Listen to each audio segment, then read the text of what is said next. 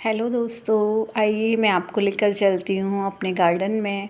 तो आज मैं बहुत सारी सब्जियाँ तोड़ने वाली हूँ। यहाँ मेरे करेले की बेल पे करेले लटके हुए हैं, तो मुझे ढूंढ ढूंढ कर करेले तोड़ने हैं। तो मैं पहले देख ले रही हूँ कहाँ कहाँ पे लगे हुए हैं, फिर अब मैं तोड़ना स्टार्ट कर रही हूँ।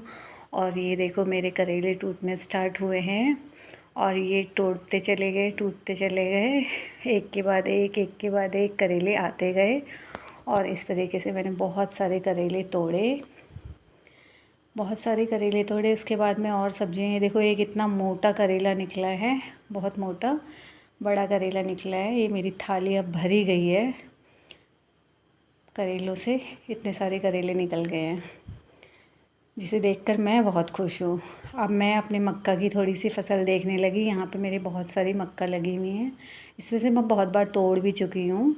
इसमें से दूसरे भी निकल रहे हैं तोड़ने के बाद से, नीचे से दूसरी मक्का भी आ रही हैं। तो ये बहुत अच्छी एकदम मतलब मीठी वाली स्वीट कॉर्न है, और कुछ देसी मक्का भी है इसमें और कुछ स्वीट कॉर्न है, तो खाने में भी बहुत स्वाद है। मैंने मक्का तोड़ी यहाँ पे, ये देखो इसके नीचे से भी दूसरा भी आ रहा है मक्का। ज़्यादातर पेड़ों में दो दो निकल रहे हैं मक्के, तो इसीलिए अभी इसके पेड़ नहीं काटने हैं, क्योंकि दूसरी मक्का का वेट करना है कि कब वो लगेगी, उसके बाद ही ये पेड़ कटेंगे, यहाँ सफाई होगी। फिर अभी यहाँ मैं चेक कर रही हूँ कि और क्या क्या मेरे वहाँ सब्ज़ी लगी हुई है। तो पहले मैंने ये मक्का और करेले और थोड़ी भिंडियाँ तोड़ ली हैं, और अब मैं यहाँ अपनी लौकी की बेल पे चली गई हूँ। यहाँ मेरी लौकी की बेल में मैं देख रही हूँ कि क्या क्या लौकियाँ लगी हुई हैं। छोटी छोटी तो बहुत सारी लौकियाँ लगी हैं, और कुछ 2-4 दिन में तैयार होने वाली हैं। 2 दिन में ही तैयार हो जाएंगी, ज़्यादा टाइम नहीं लगता तैयार होने में। और ये छोटी छोटी बहुत सारी तोरई लगी हुई हैं, अनगिनत। और लौकियाँ, ये मेरी कद्दू की बेल है, इसमें भी फूल आने लगे हैं, कुछ टाइम में इसमें कद्दू भी आने लगेंगे। और मैं यहाँ भी चेक कर रही हूँ, अपनी और चीज़ें भी देख रही हूँ कि क्या लगा हुआ है क्या नहीं लगा हुआ है। बहुत घास इतनी हो गई है बरसात की वजह से।